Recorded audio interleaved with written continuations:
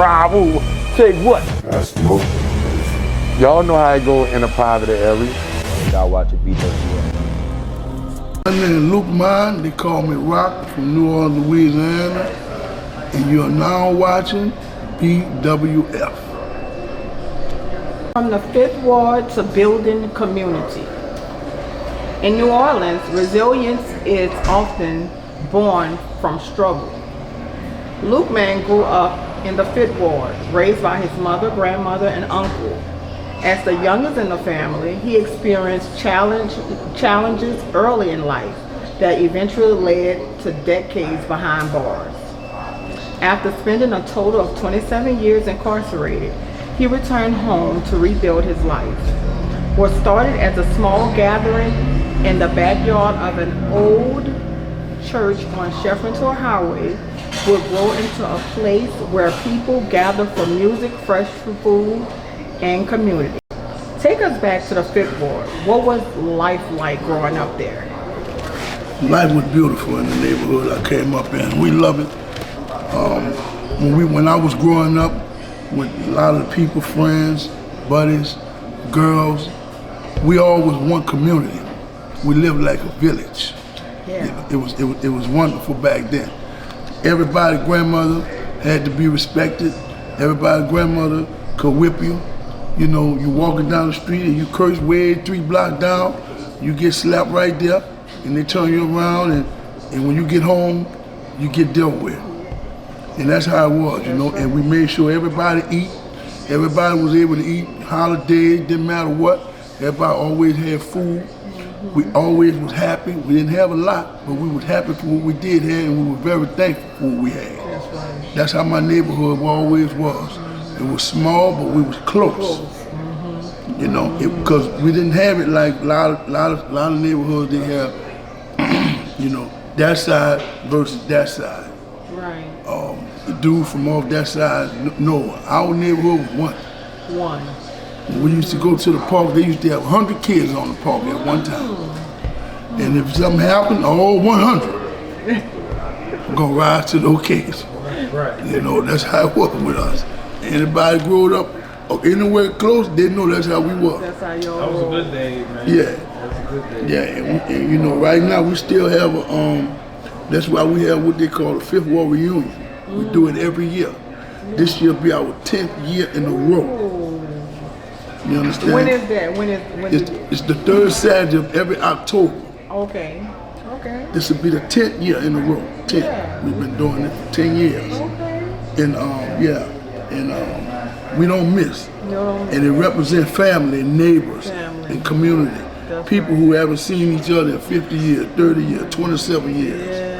That's what happens I know every that's time. fun. It be so good. We just love each other, and we make it out of 2 or 3 day event. Oh, wow. Okay. So being the youngest in the family, how did that shape your personality? Well, what I love about being the youngest is that my older brothers and my aunt, that's who I was under. Mostly my aunt, to be real. They taught me a lot of stuff not to do that they did. Yeah. And got in trouble for it. Yeah. So they was giving me the game The game. on how my grandmother and grandfather operated. Yeah. Yeah, but I did get over a lot because I was 12 years younger. So everybody was like happy for me in the family. So they gave me a lot. I did get a lot when I was younger. So would you say you was spoiled? Yeah, I was, definitely. Yeah. How many brothers and sisters you have? 2. 2 brothers. Yeah, and my aunt, she grew up in the house. All of us grew up in one house, you know, with my grandmother, my grandfather, and my mother. So my aunt was like my sister versus my aunt. She was 12 years older than me, and we're still this close today. We've been close like this all our life, you know. And so it just was, you know, but I stay outside a lot because I didn't have nobody to play with inside. That's what really made me go outside every day, all day long. That's how I get to be, you know, pretty much who I am today, an outside person. Outside, me too. Yeah. When you think about your grandmother today, what memories come to mind? My me, that's my grandmother's name. I gave her that name. my meat. My grandmother was a housewife. My grandmother cooked pretty much 7 days a week. My grandma made sure everybody was fed. People stopped by from all over the neighborhood every day to see my grandmother and talk to her because she was that kind of lady. And she made sure that they had something to eat if they needed it. She always kept something, you know, back then, you know, this was in the 70s, you know, we kept leftovers. So my grandmother always was able to whip up something. So what was your favorite food that she cooked? My favorite food always was smoked turkey wings and turkey necks with the rice and the gravy and the potato salad and the yak. Can't go wrong with turkey neck. I love it to this day. You know, I love it to this day, you know. And gumbo always was my favorite meal. You know, since a little boy. And fried chicken is in the class by itself with me. So Still it's safe to say that you can make gumbo yourself? I'm the best gumbo. I make the best gumbo in the whole wide world. That's a big statement, huh? Yeah, that's a big statement. We my gotta mother, to me, my mother was the best. You know, of course, she's deceased. She passed away in 1993, thank you. But since she's no longer here, I'm the best. Y'all heard it. Y'all heard it. Well, you know, they can check it out on Instagram at the Real Bourbon Square JB. Go look it up, check me out. You'll see me making that, whipping that gumbo up from scratch. It's got over 20-something thousand views and things and everything on it. It went viral. It went viral, my next segment would be school and special education. You're spoken about being placed in special education as a child. What was that experience like for you? Well, I was in special ed all my life since a little young boy. But the real reason I got in there, it was behavior. Back when I was growing up, they had different sets. I don't know how it is now. They used to have learning disability. They had slow learning class. You know, they had the behavior class. They had all kinds of different special education classes back then. And the one I started out in was for behavior. You understand? From always just doing stuff, acting out, doing whatever, right? And then, for me being in there, it was when I found out, I'm gonna just tell you the truth, I learned this later on in life about myself. When I realized that they pass you every year no matter what. I'm just telling you, though, it's not no good day, really. Because it hindered me from learning. But when I found out that, you know, people in special ed pass anyway, oh shit, I wasn't doing no work. I just was cutting up, acting a fool, and doing a little something. Because I know next year you automatically go to the next grade. Were there any teachers that found favor in you, that saw something in you? Yeah, mostly all those teachers did, but my main special teacher I had was a lady in junior high from 7th grade. Her name was Miss Cross. She seemed different than me, and she used to try to talk to me and teach me to do the right thing. And teach me to always, you know, do right and stop acting out. And, you know, I had my mother. My mother was like 38 years older than me. You know, and then I used to cut up so much and they have to call her. And my teacher, she couldn't stand that. I ain't gonna lie, Miss Cross. She was like family. What school was that? At McDonald 28 on Esplanade and North White.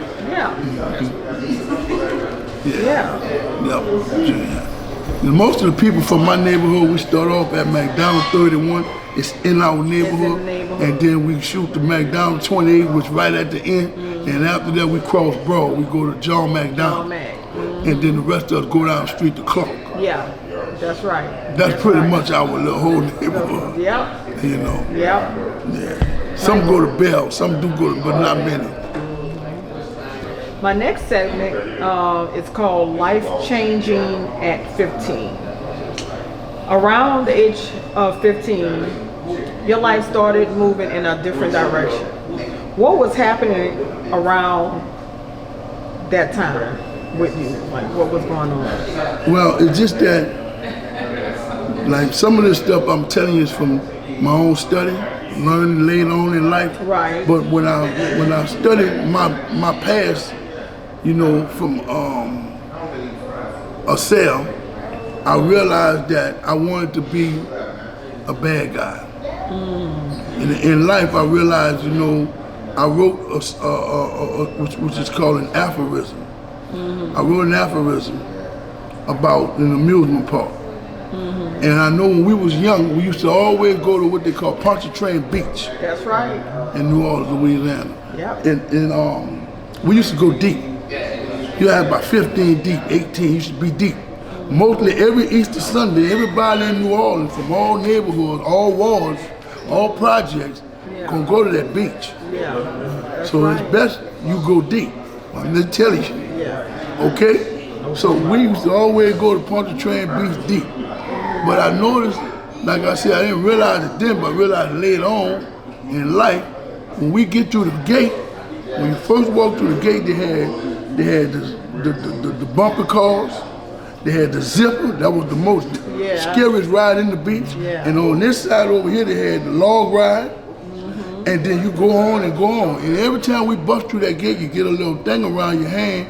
You can ride any ride you want all day. Right. And you just stamp pop on your hand, P-O-P. And you can ride anything you want. But when we go through that gate, even though we come in there together, everybody went on what ride they like. You understand? Yeah. Some of us went on the bumper car, some of us went on the zipper, some of us went on the log ride, some of us went on the sky ride. They just start running all over everywhere. But the whole moral is that whatever ride you choose, that's the one you're gonna take. Yeah. Oh, I love that. It was by choice. And even some of us used to go on what they call a cup and saucer. And guess what? It make you throw up. Sure do. That fast. Yeah. So soon you walk up on somebody, you just left, you look around, you throwing up, what happened? I was on a cup and saucer. Cause it's spinning. Was it the one that y'all had to get inside of it? Yeah, you get in the thing and the line and start going up. Oh, yeah, I've been in one of those. You got them all over. Yeah. And they had another one like that too called a hard rock or something. And that thing had you doing the same thing. Everybody come out there throwing up. Riding not good for you. Right. That's what I'm telling you. Yeah. So when I realized that in life, I took the wrong ride. That's all. You know why? I told you I had two older brothers in the house and my aunt, right? Even my mother went to college in the 40s. My mother, my aunt, she went straight through school, went straight through high school, went straight through college. My brothers, same thing, went straight through school, went to college right away. My other brother went to the military. My grandfather worked every day, all day. Like I told you, my grandmother was a housewife. She took care of all of us. What's the most important thing? Okay? And none of these people never been to jail for a traffic ticket. And when I realized that one thing messed up is that the only way they ever got to see the inside of a prison cell or jail is to come visit me. See you. Yeah. That's when I knew I had took the wrong ride, cause I ain't got no explanation. You know, a lot of dudes be saying, "Yeah, dog, man, my brother was dope fiend, but I seen him shooting dope, I wound up, or my mama was there." I don't have none of them excuses. Yeah. Everything I'm telling you right now, I did everything I did by choice. I didn't have none of that to do. My mom and them had everything. I had a motorcycle at 11 years old. I already had a mini bike and all that stuff. I hadn't ran through that. I had something about a real motorbike at elementary school. So I had no, I'm telling you, I don't have no excuse for my life. So what you think, okay, what do you think influenced you? Like what was the pressure to make you make those decisions? Was you pressured? What or influenced? I wasn't even under no kind of peer pressure or anything like that growing up, because I always was the leader. Oh, gosh. And I always had to tell my mama, and don't never blame nobody for nothing I do, because that's what I wanted to do. That was I used to my same thing with my mom. I was the leader. Yeah, so I was always the first one. yeah, me. Start I always told them that. And my auntie can tell you this right now today. Don't blame nobody. That's why I don't like nobody blaming me. Yeah.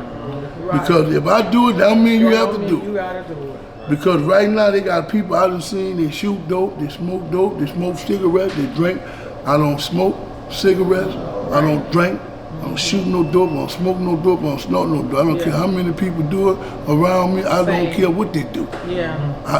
I sell liquor every day for a living, but I'm not gonna drink it. Right. Right. I don't care who win the president, Barack Obama, I don't care what happened. I'm not gonna celebrate that whole. Right. They fuse my body now. I'll tell you, I done did it before. But when I quit, I quit. You quit. That's one thing about me.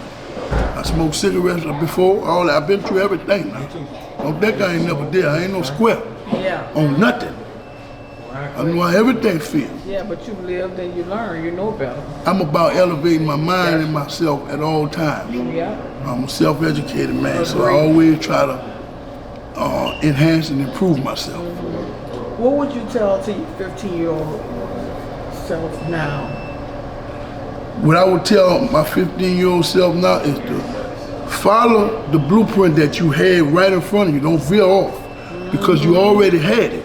Yeah. Because like I told you, I got brothers been working since they were 15 years old. So I should have been working at 15. Right. My brother Keith, my brother Michael, they been working. Yeah. My brother Michael had a family. My nephew ain't but 4 years younger than me. You know, this man been a grown man, handling business like a man, with his own place, his own wife, stayed with one woman, 50-something years. Like I said, some people don't have these things, but I did. But you did. So that's what I would tell my 15-year-old self. Man, you got everything you need right there. What you tripping on? Right. Y'all got your house right here. Y'all don't have no work about no food.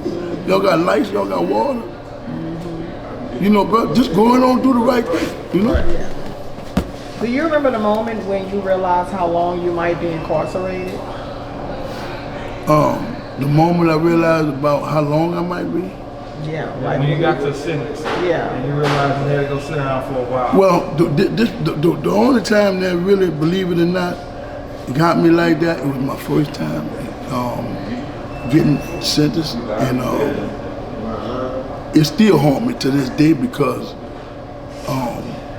they gave me 16 years, and my mother was in the courtroom.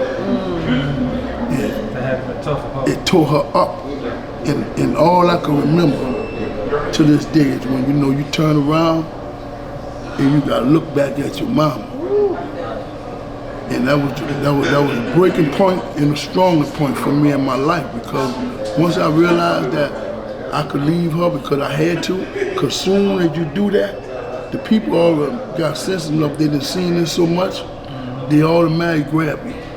Yeah. Right. Yeah. Let's go. Yeah. It's time to get you out of there. Yeah. For your mind make you break out anything. Yeah. So the best thing for them to do now is get you out. You can't do her nothing. So when they did that, and I looked, and of course she just broke down, right, my baby, you know how that go. Yeah. He ain't marching me on out. So I had to go. Went through the doors, went on wherever else you gotta go down the hallway and all this old stuff, shackled down and all that.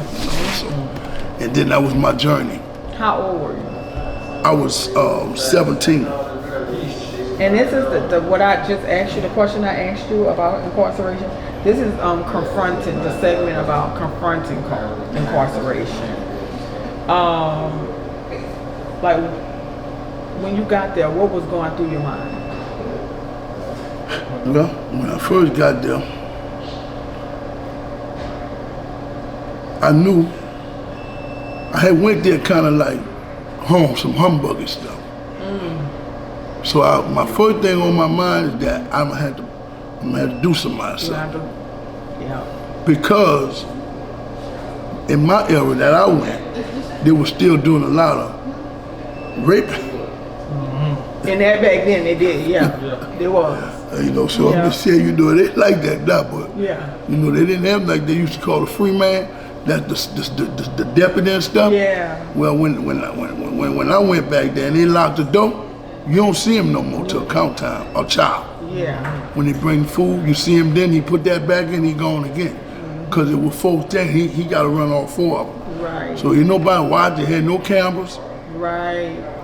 You know, they had tip reps, that mean the people who serve the food. And if they want to give you some food, if you're strong, you can get chicken. If you ain't strong, you're not getting nothing. Right. Just that simple. Just that simple. Yeah, they strictly don't give it to you. Wow. You know, if you ain't strong, you're not going to eat chicken.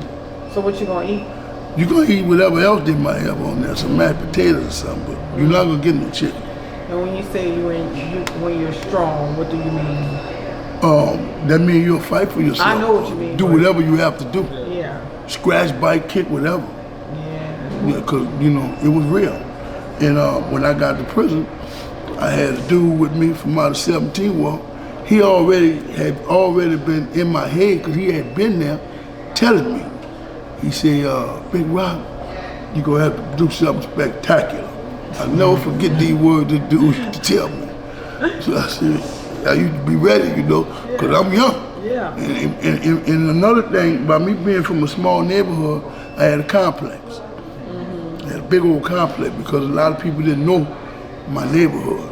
Yeah. You know, so like, you know, back then, the only people they thought was bad was people from the project. Yeah. Like, I'm from the county, I'm from the Magnolia, I'm from the Delia, or whatever. Yeah. As long as you could name a project, you Right. know, Lafitte, Yeah. Iberville, Florida, any project you could name, you could be good, you know. But when you say Fifth Ward, they say, what is that? Yeah. That was offensive to me, Yeah.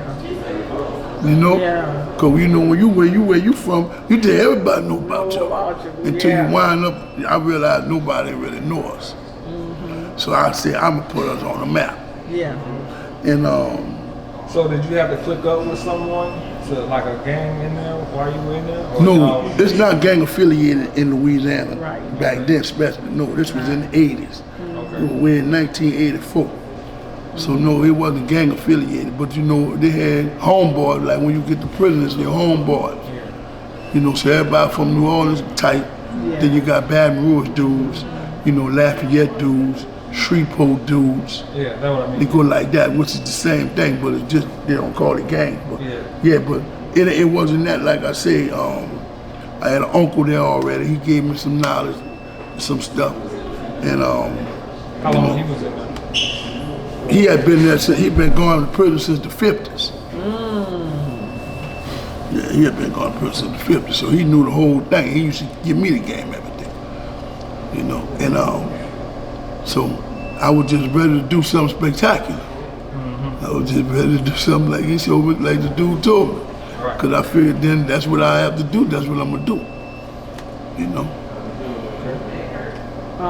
This segment is called Surviving Incarceration. Mental health and resilience. How did you survive mentally and emotionally? And were there moments when you felt hopeless? Well, I'm gonna tell you, for me,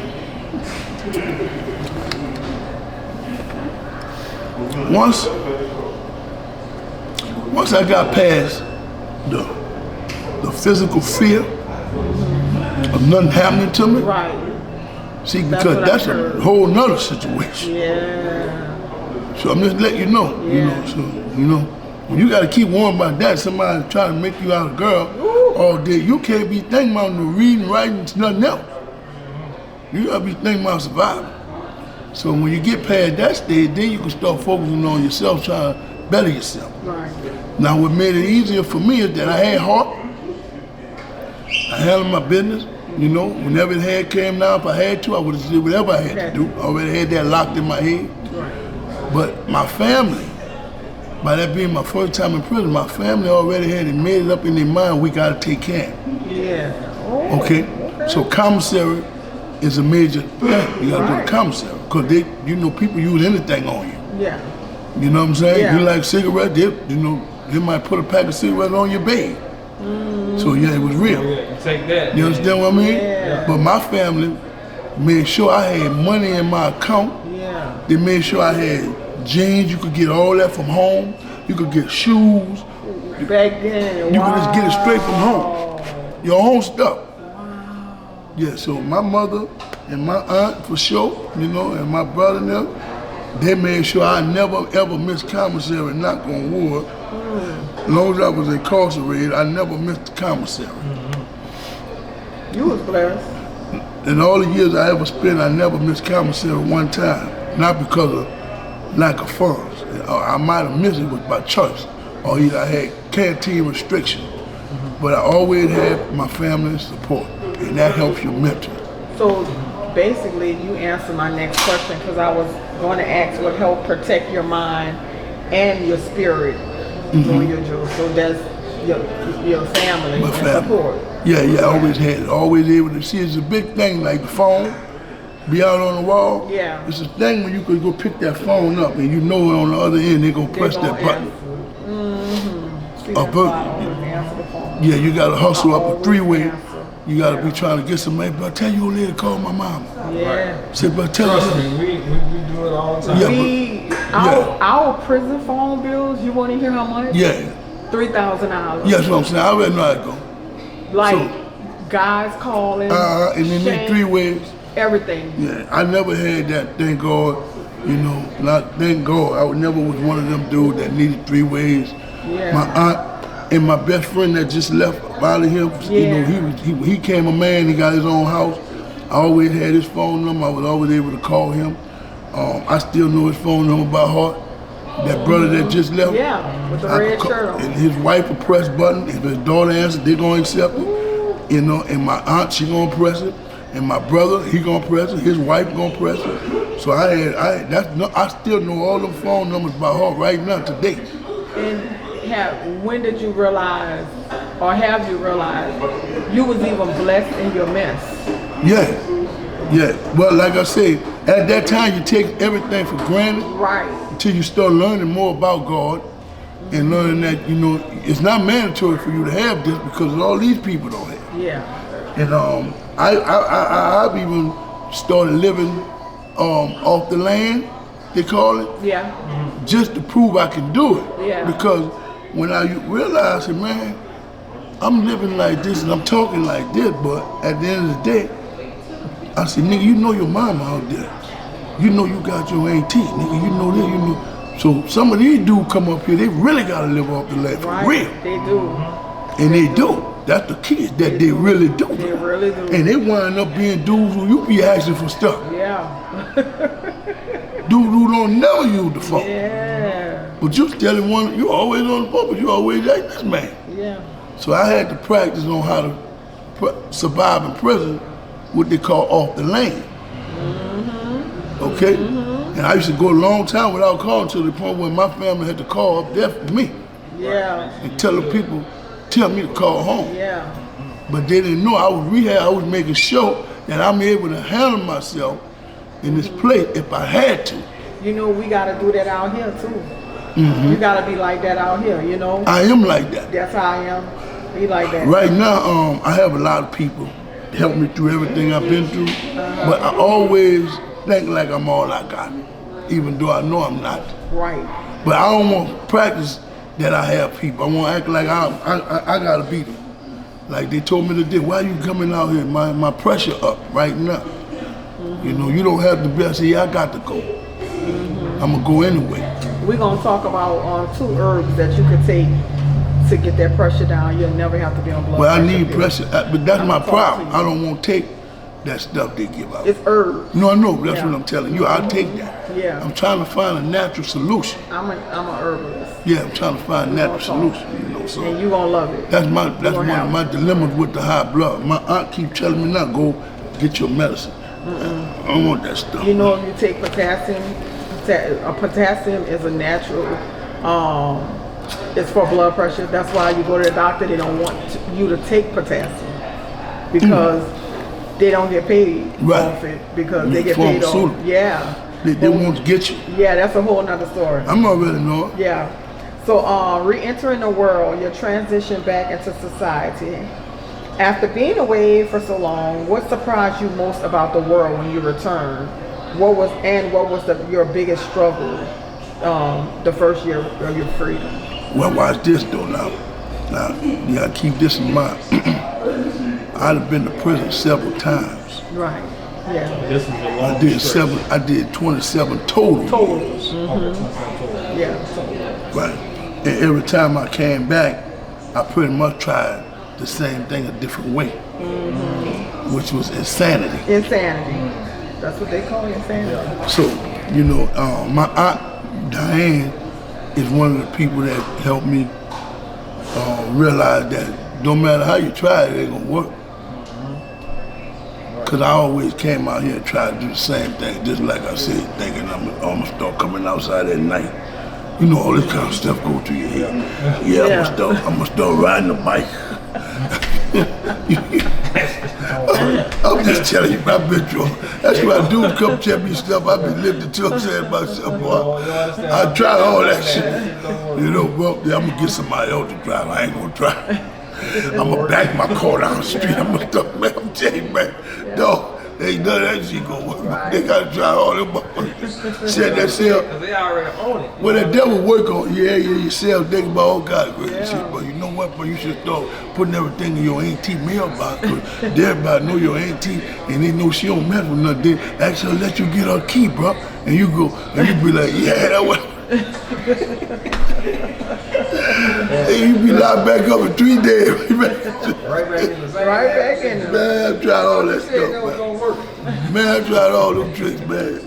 You understand? But yeah, the thing that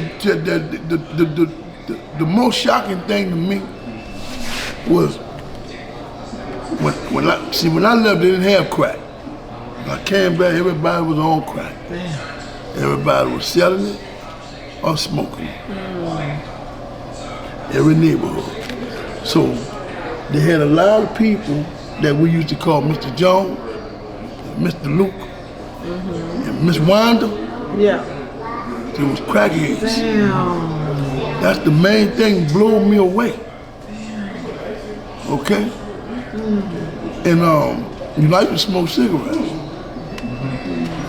And the dude came from my neighborhood and told me about certain people that were smoking. And he said, yeah, you know such and such? And you'd be like, yeah, your girl who used to be, said, I want to rock right now.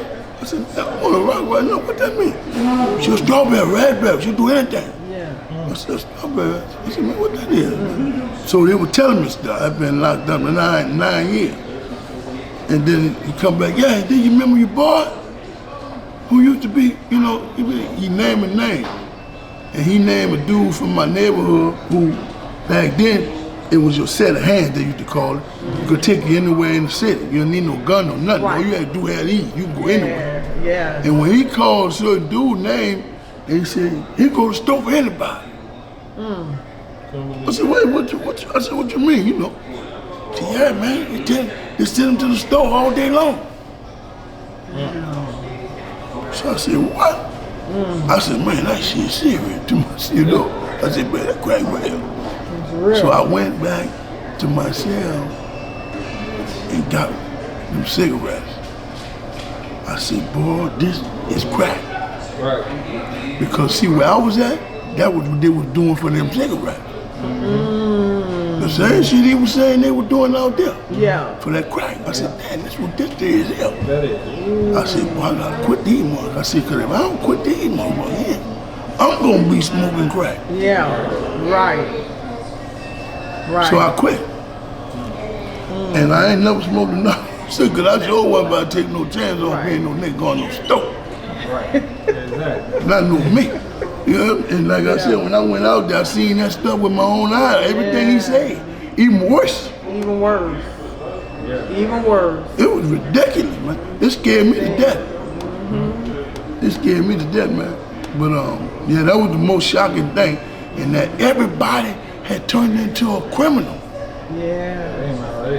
Yeah. Downhill, everybody turned into Yeah, everybody. Cause when I was growing up, you had certain dudes. Right. You know, like out our whole neighborhood, they was always known for fighting. Yeah. But they ain't had but a few criminals Right. True. that'll go, cause you know, like I said, they ain't had no crack. You know, be a hustler, you had to be able to pick pockets or you know, have a heart to snatch a purses. Yeah. A burger ride. That's the only hustle that, you know, an armed robbery.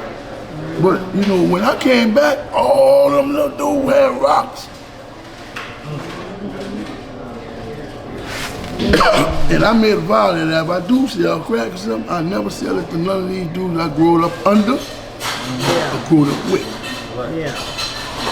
You know? There you go, both, and that's still my motto. You know? Respectfully. Oh no, I could never do that. Nobody I grew up with, no type of way. I have the next segment, the beginning of something new.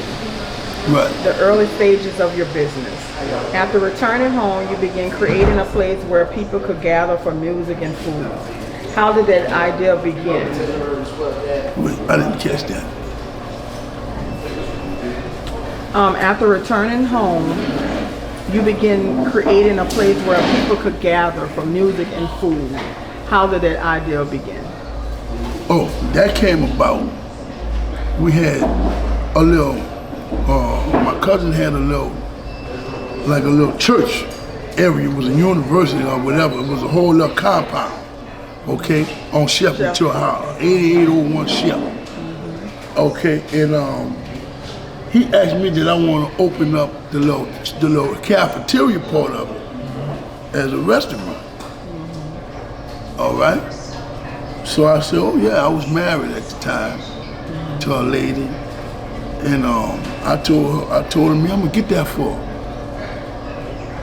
And I started, it was called Samantha's Cafe. Samantha's Cafe. And we opened that in that yard over there on Chef House. Okay? And when we opened that up, people started coming. Was it yellow? Yellow. I remember. Yeah, it was yellow. Yeah. Exactly. I remember. So people started coming. We started learning stuff about it, drawing them in there, sending out flyers and everything. We had something different every day over there though, because it was so small. So when one night I was up like 3 o'clock in the morning, because I wanted to get some more tables and chairs. I didn't like it, I wanted some new stuff. So I looked up restaurant equipment on Facebook Marketplace. And a whole restaurant popped up for sale. So it was on St. Bernard Avenue, 1139 St. Bernard Avenue. I inboxed the man, told him I'd like to see it, blah, blah, blah. But like I said, it's 3, 4 in the morning. Of course, when he woke up, I was asleep. So when I woke back up, I seen he had replied. Me and him talked. I went over there to see it, opened it up. It was a turnkey. Had everything going on already. That was good. He said, man, they got money going this and that, and I'm getting out of business, my other partner, something. You know, he had a story, situation. Because I only want a restaurant equipment. He said, but if you want to buy the equipment, you can buy that too. But I'm just letting you know, I said, man, I didn't want nothing but the equipment, but this way better. You know? So I had to talk to my brother-in-law and told him about it. And my brother-in-law said, well, let's get it. And I told him my brother-in-law got it. And we named it the Bourbon Square, because the name of it is A&E. And if you look this place up, that's the original name of this place. Right now to the date. It's called A&E Restaurant, DBA. Doing business as the Bourbon Square. Gotcha. Okay. Right now. So we could never change that. We could only DBA. Right. You got me on that? Because that was a stone. The only way you was going to be able to maintain a liquor license and everything we wind up. So anyway, I got that. We opened, we went over there. He said, look, I'm going to let you run it for a whole month for free. Let you see your money going to come back. We ran it for a month. Money was coming. So okay, good. We gave him his money, did all the deals and stuff, and went in there. Did you imagine it would grow that fast? No, what happened is that, over there. Yeah. We was having problems because they had dudes hanging outside, we was having trouble. There was some brothers, me and some more brothers, that was trying to push it, right? And Like Boo, he was there with me. He's still with me to this day. Yeah. A lot of them gone, fell by the wayside, but Boo's still here. Yeah. You got that brother on the wall, Paul. He looks so familiar. Yeah, he was one of them. He deceased. He passed away. That's Boo cousin, but he in our heart. That's why he on that wall, that Paul. Where you from? He's from the fifth wall. Cause he looks so familiar. Yeah, he's from the fifth wall. It's like BB King. Yeah, Paul Bailey. So he's still with me. Yeah. No matter what, he gonna always be with me. You gonna have to get a picture of him. Yeah, that's my boy. So we wind up staying there a year. And then December 19, 2019, that place burned down. Ooh, losing a restaurant. We had inspection. We cleaned it up that night. We had it ready for inspection. When we left out that place was spotless. Next thing you know, it was on the news in flames. So was it a power? Electrical. Electrical. So losing a restaurant, that's a major setback. It destroyed us. We had everything invested. We was working on growing it. We was doing a lot of things trying to grow it, and it just never. We weren't able to, finish it out because we only been there 1 year. But eventually you purchased. What happened is that we was out of commission for 2 years, but then this place came available right here where we are now, Yeah. and the people got together and they got this one. So, And you also, it was like and a new then chapter. that's how we get here to this day. So it's like a new chapter. This was a new lift. This was 4 years or something ago when this came about, which was 21.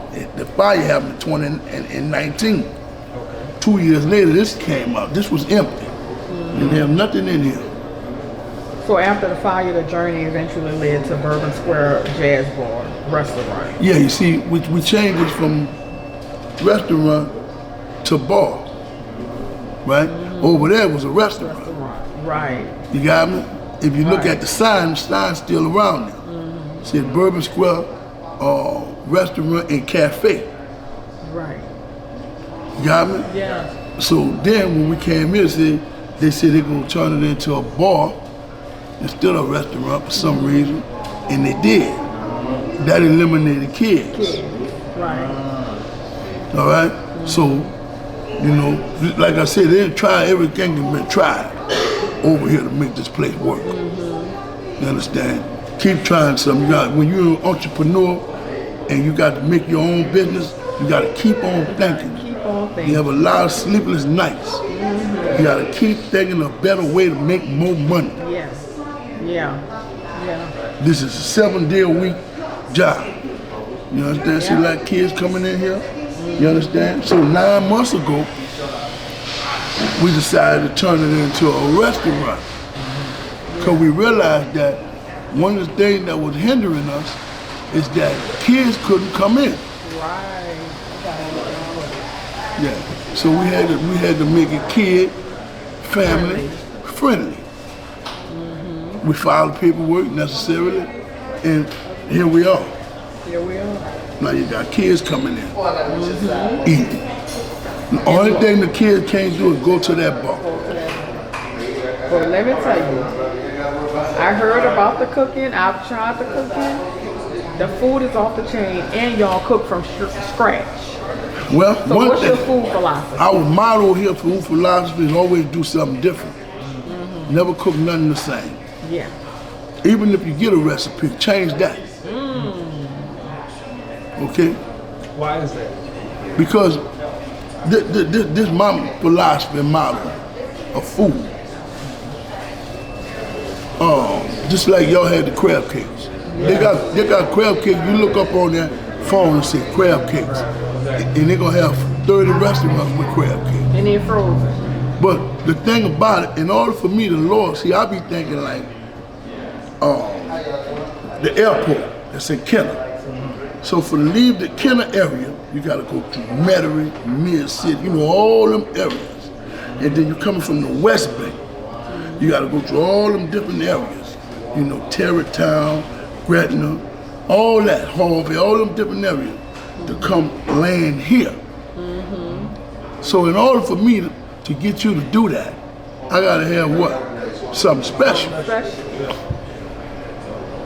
Other than that, what sense is gonna make for you to leave your house in West Wego for crab cakes if you're gonna get in and get the same ones you could have got over there? Got to have a catch. Everything we have gotta have a kick. We call it a kick. If it don't have a kick, we're gonna make it over. Right. Because in a time when many restaurants rely on frozen or pre-prepared foods, you know, this is why you keep the focus on fresh cooking. We cook everything from scratch here. Yeah. Gumbo, it takes me 3 hours to make it. Yeah. 3 hours to make gumbo.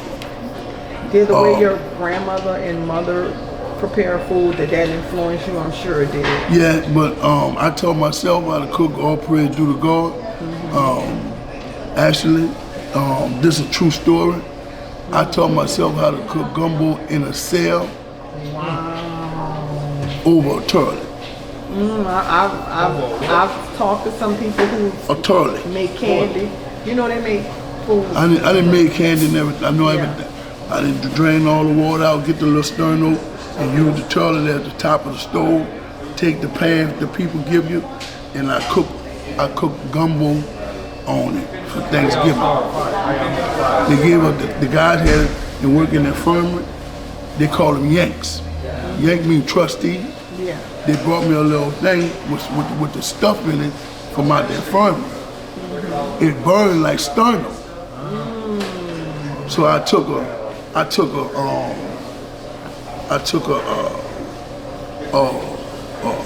club cracker box, right? Club crackers. And I cut it long ways and had it like this.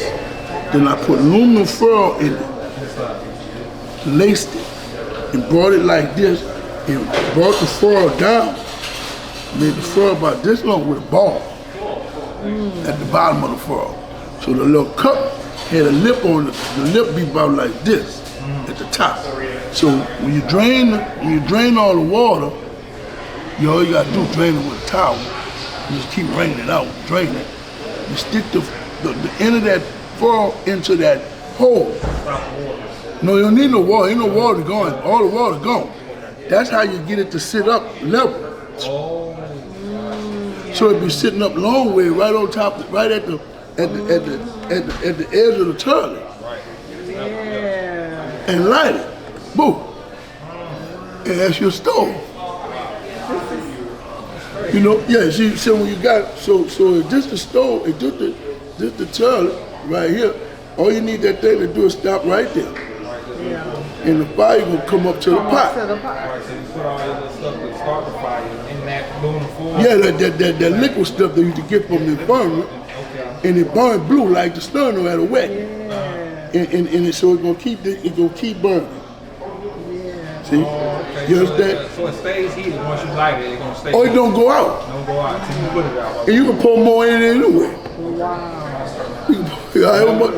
Yeah, so you just burn. Then you start stirring, you put your seasoning, put your ingredients. You guys ain't good then. They ain't good. They talk about me to this day. I didn't want bets on this story. Yeah. You understand? Now, the way I learned how to make a roux is this. This is why I know I'm the best, for number one. I know it, I can't be matched. It's because I had to figure out how to make a roux. And they said, man, you make a roux with flour and oil, bro. I said, flour and oil? I didn't even know that. I said, flour? Where we gonna get flour from? And we can't get no oil, man. So, you know, one thing about incarcerated men and women, their mind think different. Because they gotta do a lot of creating. You know, when you could go to the liquor store, like Walgreens across the street. If I need something, I'm gonna go to Walgreens. But if I'm in there, I might have to make it. Right. I'm gonna tell you like that. Even if they do sell it in the common shop, you can't go but once a week. So you gotta wait. So you gotta do a lot of creativity, bro. You just know how to make all kinds of stuff. Fend for yourself, you know, survival of the fit. So I came up with I took the crackers and crushed them down to dust, right? And then when crackers crushed down to dust is what? Flour. Flour. Right. Yeah. It's made with flour in it. Yeah. So I just brought it back down to the dust Just bowl. brought it to the dust. So yeah, I said, well, here we go. And so what about the oil? You get the oil. So in jail they sell sardines and oil, That's right. tuna and whatever in oil. All you gotta do is come in a pack. All you gotta do is take the pack. Put some meat down and squeeze the oil. Yeah. And what's so good about it, you get to put that in Get that the in the gumbo. roux. In the roux, yeah. You sit it right there. We're gonna be back for you. Yeah. Oysters. Fish flavor. Oysters, all that got oil in it. Take all that oil. All you want is the oil to get your root. And once you get the root, buddy, it's over. Would you do that now in your restaurant? But I create, man, listen, y'all do it. But I create a lot of stuff back here, man, that people will never, that's why the food I make, it could never be duplicated. I have never had crab cakes like that. Let me tell you something. I'm telling you with God love, we cook our own food. We don't have no outside vendor. We don't allow nobody to cook for us or nothing.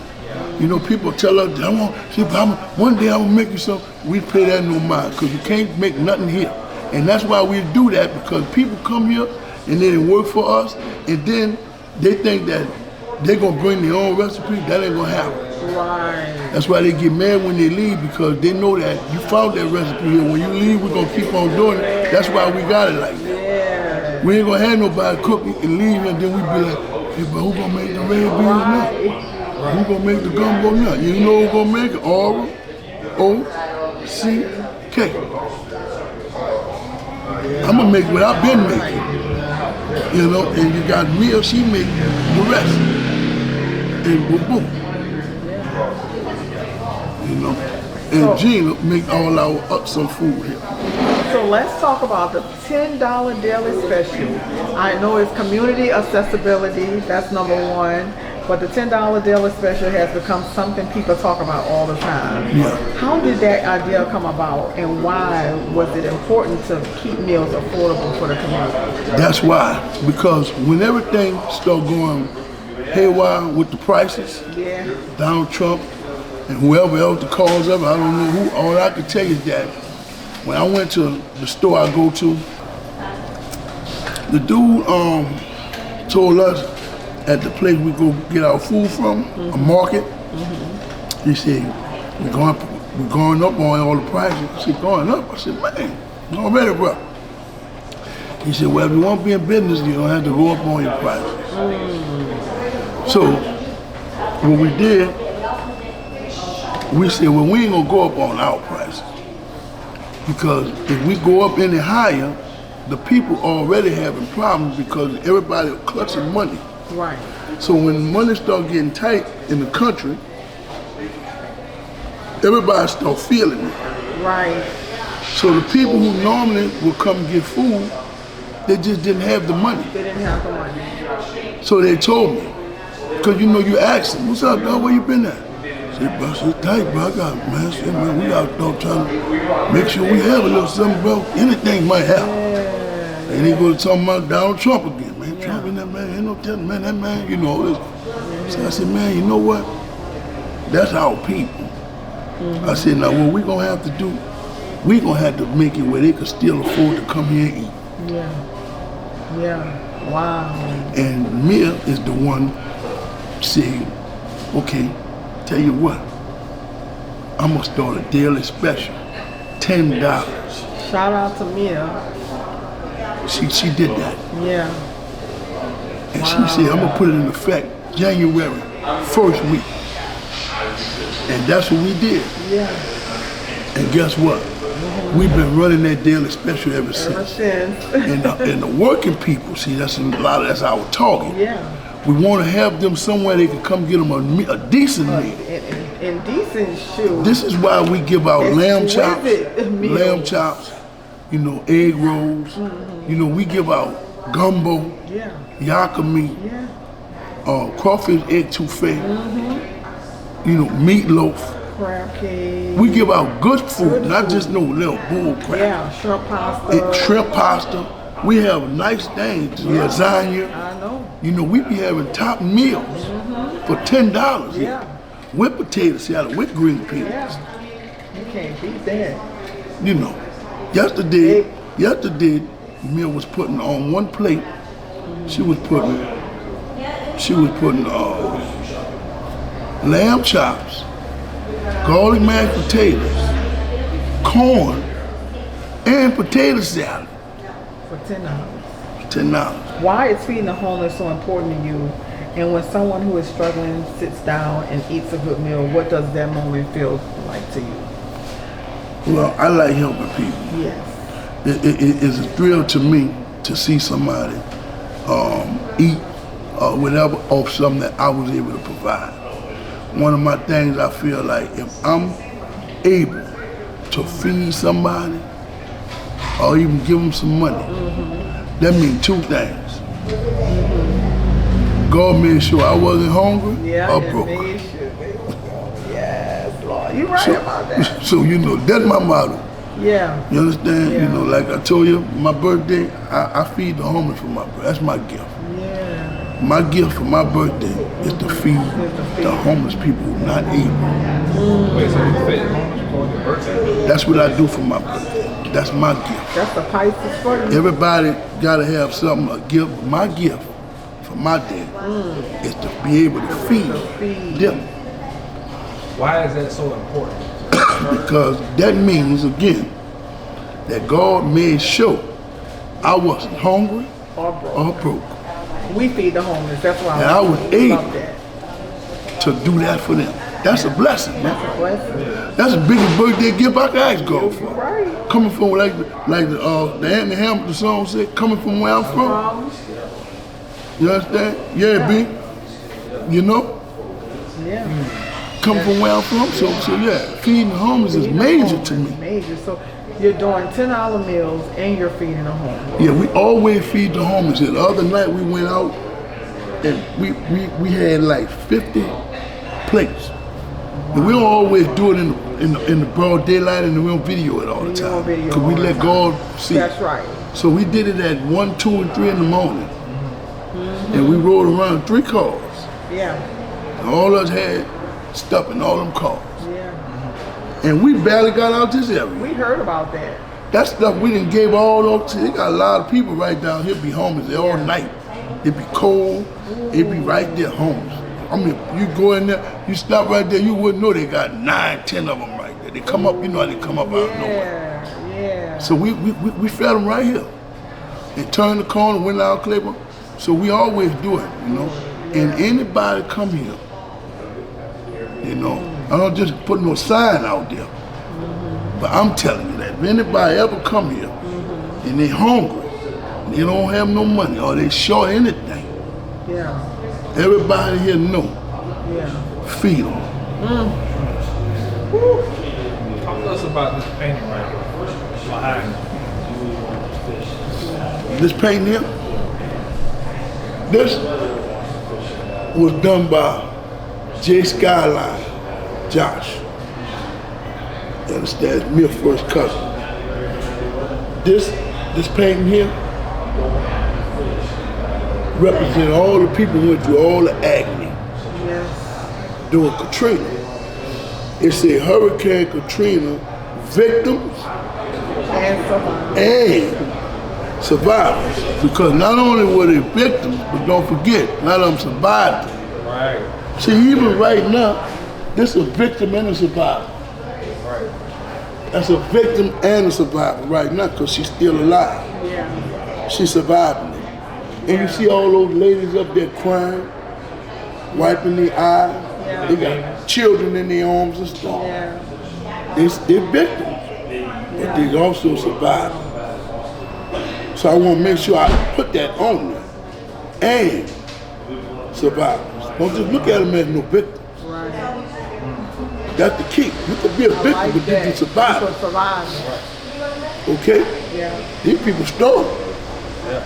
These people are heroes. Wow, that man, you have to be strong, man. So if you look at this picture, we got all the pictures. This real people. This not nothing we drew out our head. All these people are real. This real event, the exact moment that we captured. See the photo, this one of them here. Jesus. See they got lost children, Yeah. because they had a little thing set up out there for all the lost children, because they were losing kids too. Yeah. So a lot of people had to go to the lost children. Where the lost children, you know? And some people would get lucky finding their kids. Yeah. Some wasn't, Some wasn't. you know. But see, they got the sign saying lost children. So they letting anybody know you got any lost children, check here. Check here. They were surviving out there. You see what I'm trying to show you? Well, we call it Joseph. They were Joseph, bro. In that hell. In that hell. So yeah, we put all this stuff up here, man. And I like, you know, it to glow at night. This part of the museum part of it. You know, because this is not just a restaurant, it's also a museum. Yeah. You know. I noticed on the way in, you had memorials on the wall also. For the big January 1st, 2025, they had a terrorist attack on Bourbon Street. Right. Some dude drove down there with a truck and killed a bunch of people, man. Yeah. So we made a memorial for him on our wall where it'll never go away. Okay? We got all of them names out there, and we got all of them age that we pay homage to.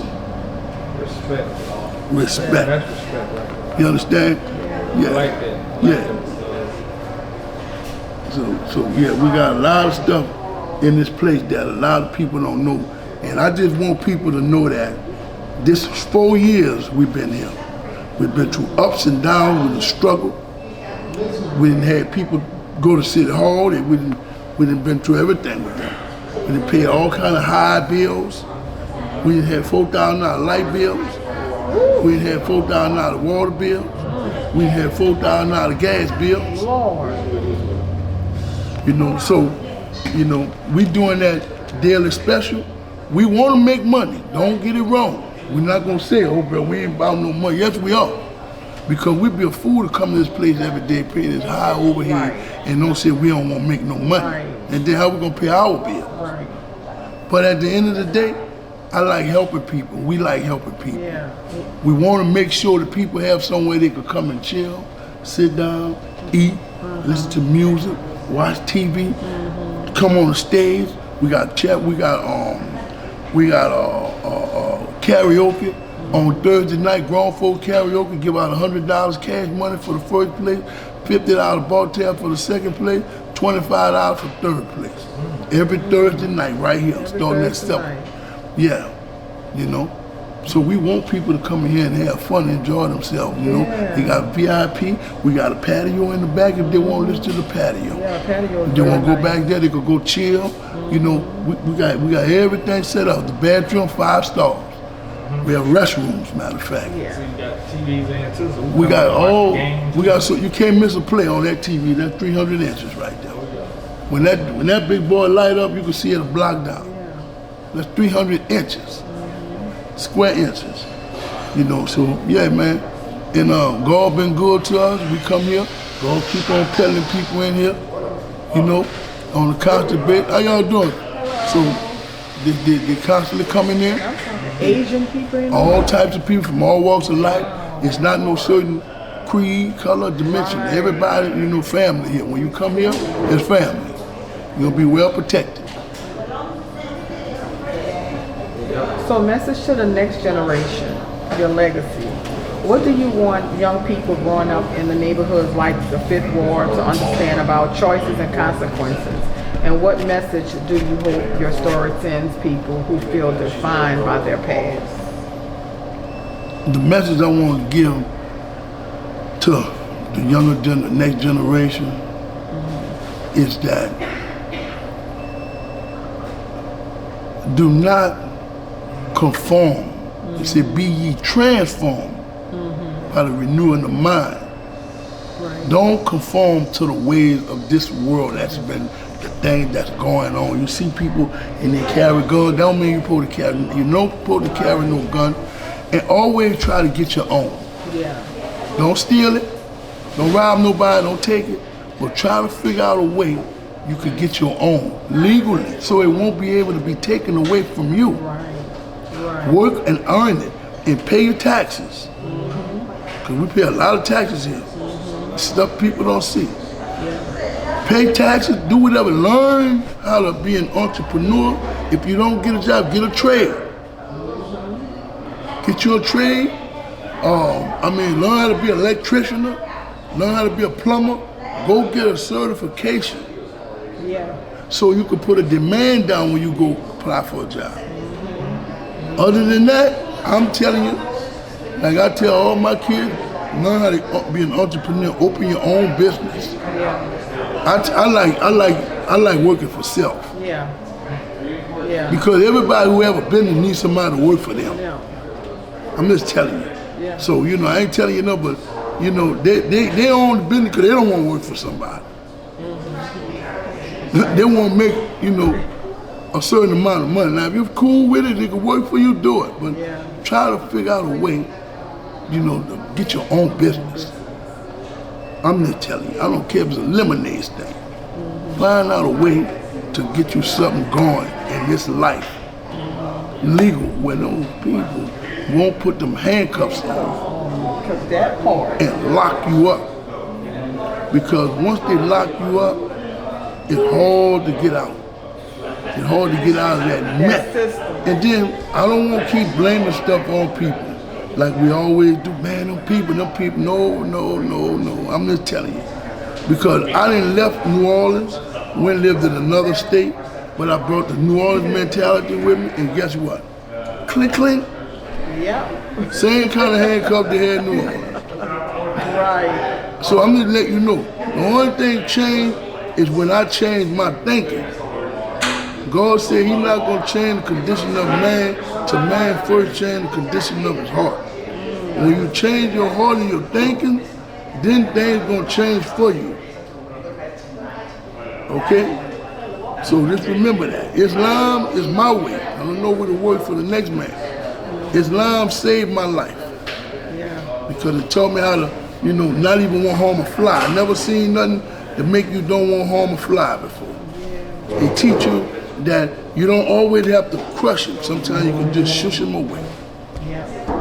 So that's my thing that I want to spill out there to y'all that's coming behind me. Get you something for a legacy to leave behind. We got to leave something for somebody. So closing, who would you, I love that. Thank you so much. Closing, who would you like to shout out? What was your closing statements you would like to make? Anything you want to say? Well, the first thing I want to give, like they always say when they give their their speech at the Grammys, first of all, I want to thank God. I do, because God saved me. It brought me from where I was to where I'm at now. And get knowledge, always get you some education. Read everything you get a chance, read, and then enhance your mind, enhance your thinking. Don't just read what they teach you in school, go investigate stuff for yourself. Anything, I don't care what it is. Research for yourself, okay? Be a self-educated person. I ain't telling you don't get knowledge from somewhere, but still, ain't no knowledge like self-knowledge. Right. It's not gonna come out the same. Because once you try to teach yourself something and you get it, you got it. You're not gonna never forget it. And that's what I just want to do that to all my buddies that come through here every day, all the customers that come here. I can't even think of all the names, but I appreciate y'all for coming and sticking with me all these years. Y'all been sticking with this place, and we appreciate that. And I just want everybody to know that this stuff don't come overnight. When you open up a restaurant, it takes years, 5, 6, 7 years. We only been here 4. And we've been paying these bills, and there's a lot of bills we've been paying here. We ain't been nobody giving it to us. It's hard on us. We done been down. We done spent a lot of money out of pocket. A lot of people open up restaurants, they think they're gonna succeed in 90 days. They won't try to shoot crosses on other people who've been doing it for 4 and 5 years. Right. I'll never do nothing like that. Right. You know, I'm in a struggle, and I appreciate every bit of help I get from everybody who helped me. And you can come over here any day. If you need something to drink, you need something to eat, you come over here and you're gonna see, we ain't just talking. We will give it to you. But of course, don't forget this is a business. Let them know the name again and the address. The name of the restaurant is the Bourbon Square Restaurant at 1131 Elysian Fields Avenue, New Orleans, Louisiana. We open every day from 11:30 a.m. to 2 a.m. in the morning. If you want to have a party here, you're more than welcome. Come see us. We'll set you up with a party, graduation party, it don't matter what it is. Y'all come back, y'all come talk to us. And we're gonna hook you up. You wanna cut your birthday cake here? We got something set up back there right now. Somebody's celebrating a birthday tonight here. We got a birthday celebration tomorrow here. So, you know, this every week. Friday nights we're gonna have, it's gonna be nice vibes every Friday. We're gonna have the DJ, we're gonna chill. We want people to come here. We don't want nobody that's, you know, that's ducking nobody. We don't want nobody with no hoodies on in here. We don't want no sagging pants in here. We got a dress code over here. You know, we got a dress code. We always have special. We got $5 margaritas over here every day, $10 for a plate of food, and then we don't cut it off because we know some people don't go to work until 3 o'clock.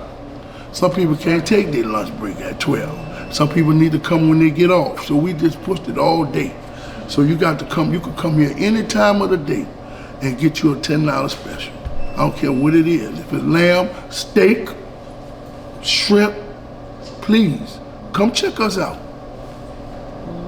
Thank y'all. God bless y'all. And everybody have a blessed day. And thanks for tuning in to BWF Media. Signing off. BWF Media.